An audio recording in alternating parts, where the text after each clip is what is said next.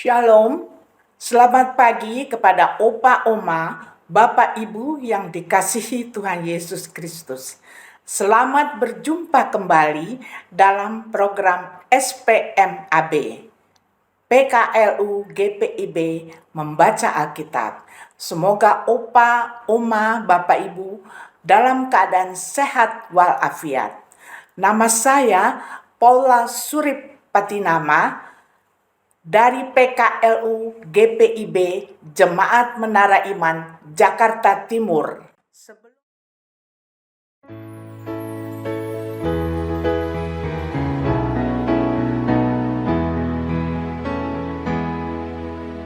Tuhan, ajarkanlah kehendak-Mu, nyatakan jalan-Mu dan firman-Mu.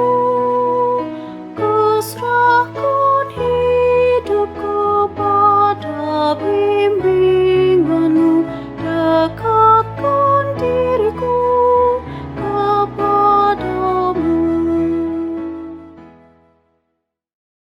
Sebelum kita membaca Alkitab dan merenungkannya, mari kita berdoa.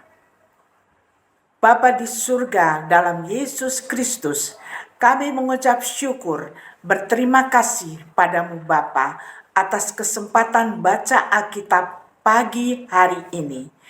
Kiranya Tuhan pimpin dalam bacaan Alkitab dan SBU ini. Terima kasih Tuhan Yesus.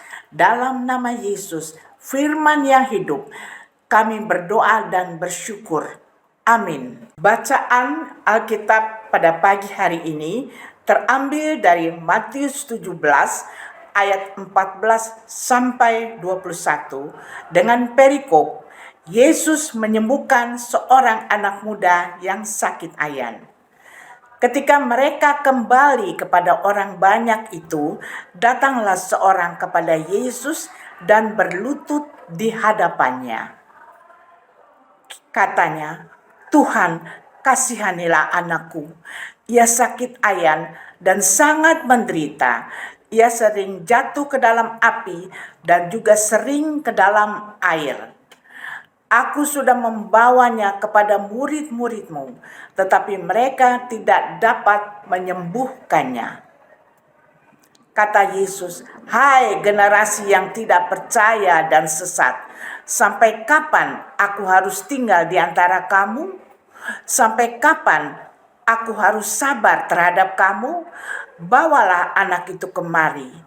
Yesus menghardik dia, lalu keluarlah setan itu dari dia, dan anak itu pun sembuh seketika itu juga. Kemudian murid-murid Yesus datang, dan ketika mereka sendirian dengan dia, bertanyalah mereka, "Mengapa kami tidak dapat mengusir setan itu?" Ia berkata kepada mereka, "Karena kamu kurang percaya, sebab sesungguhnya aku berkata kepadamu, sekiranya kamu mempunyai iman sebesar biji sesawi saja, kamu dapat berkata kepada gunung ini, 'Pindah dari tempat ini ke sana,' maka gunung ini akan pindah dan tidak akan ada yang mustahil bagimu." Jenis ini tidak dapat diusir kecuali dengan berdoa dan berpuasa. Renungan pada bacaan Alkitab yaitu orang marginal di era digital. Ayat emasnya adalah kata Yesus, "Hai generasi yang tidak percaya dan sesat, sampai kapan aku harus tinggal di antara kamu? Sampai kapan aku harus sabar terhadap kamu? Bawalah anak itu kemari." Dalam budaya sehari-hari, kerajaan Roma bersifat kaisar sentris. Mereka yang memiliki kekuasaan atau jabatan pentinglah yang paling disegani dan dihormati. Di tengah budaya itu, memberi perhatian kepada orang-orang marginal adalah suatu anomali, karena Kerajaan Roma tidak peduli dengan orang-orang marginal.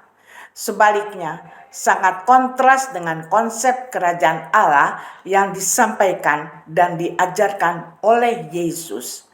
Kerajaan Allah sangat peduli dengan orang-orang marginal. Sebab itu, sebagai sosok yang menerima pemuliaan dari Allah, Yesus melawan budaya kerajaan Roma dengan cara memberi perhatian dan memberi kesembuhan kepada orang sakit.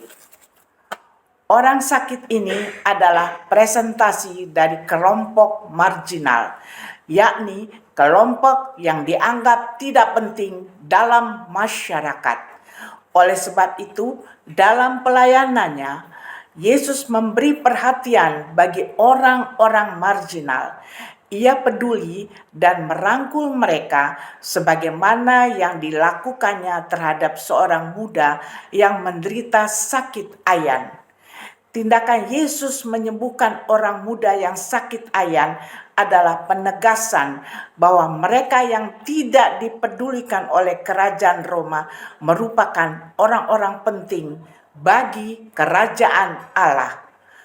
Kuasa Yesus atas setan di perikop ini adalah ilustrasi bahwa kuasa kerajaan Allah melampaui kuasa apapun dalam dunia ini.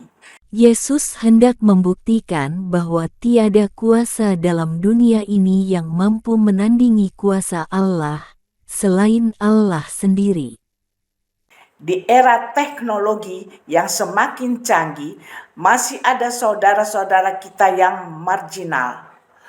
Tanpa disadari, kesenjangan itu semakin terlihat. Dengan kata lain, yang kaya semakin kaya, yang miskin semakin miskin. Bahkan tidak jarang para penguasa merampas apa yang menjadi hak-hak orang marginal. Orang-orang marginal seringkali diabaikan dan dianggap sebagai pengganggu ataupun pembawa masalah. Karena itu, kepedulian terhadap orang-orang marginal penting dalam kehidupan bergereja dan bermasyarakat.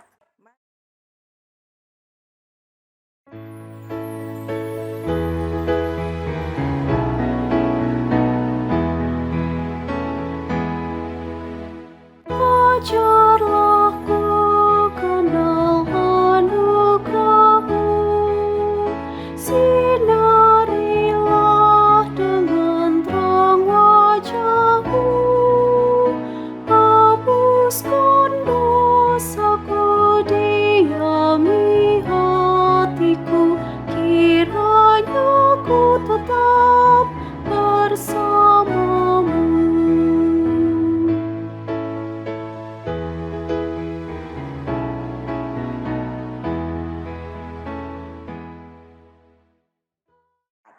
Mari kita berdoa penutup. Bapa di surga, dalam Yesus Kristus, terpujilah Engkau yang sudah pimpin kami dalam baca Alkitab dan SPU.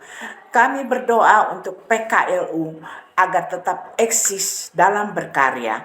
Terima kasih Tuhan Yesus. Amin.